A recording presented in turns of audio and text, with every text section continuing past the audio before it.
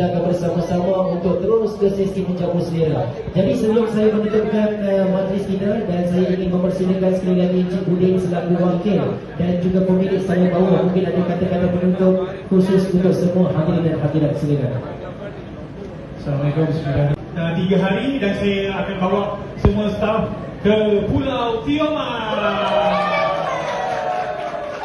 Selama 3 hari tu malam, maknanya Ahad malam kita akan bertolak ke Mersing, JT Mersing, naik feri pukul jam pagi, dan kita akan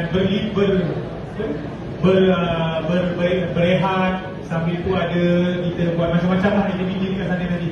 Ya, okey. Harap semua dapat bekerja dengan lebih semangat lagi. InsyaAllah tahun depan kita rancang lagi yang trik yang lebih menarik lah pada tahun ini. InsyaAllah. Terima kasih semua. Dan juga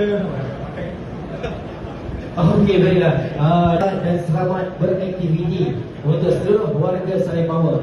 Jadi tuan-tuan dan puan, sebelum kita bersama-sama untuk sesi menikmati hidangan, bagi memohon keberkatan ke atas majlis menjamu selera, mari sama-sama kita dahului dengan bacaan doa yang moga-moga Allah izinkan kita menjamu selera diiringi dengan keberkatannya, insya-Allah. A'udzubillahi minasyaitonirrajim. Bismillahirrahmanirrahim. Alhamdulillahirabbil alamin, wassalatu wassalamu ala asyrafil anbiya'i wal mursalin wa ala alihi wa sahbihi ajma'in. Allahumma barik lana fima razaqtana wa qina azaban nar. Bismillah wa ala barakatillah walhamdulillahirabbil alamin. Baiklah tuan-tuan dan puan, saya nak maklumkan untuk menjamu selera, ruangan makannya di belah hadapan kedai, di hadapan restoran. Jadi tuan-tuan dan puan boleh ke ruangan tersebut selepas ini. Jadi terima kasih banyak-banyak kepada semua hadirin dan hadirat. Terima kasih untuk seorang komuniti Surau Haji Muhammad Hanbi.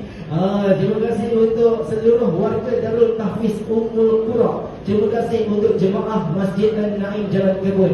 InsyaAllah ada rezeki kita jumpa lagi di lain hari, di lain waktu, insyaAllah. Jadi mari sama-sama kita tutup majlis kita pada pagi ini dengan tasbih ifarah dan surah Al-As.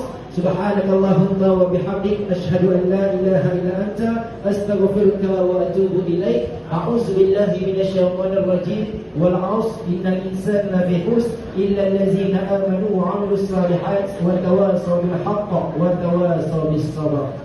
Jaga diri baik-baik tuan-tuan dan puan. Saya persilakan tuan-tuan dan puan untuk ke ruang hadapan kedai untuk menjamu selera. Dengan ini saya tutup majlis dengan lafaz wabillahi taufiq wal hidayah. Assalamualaikum warahmatullahi taala wabarakatuh.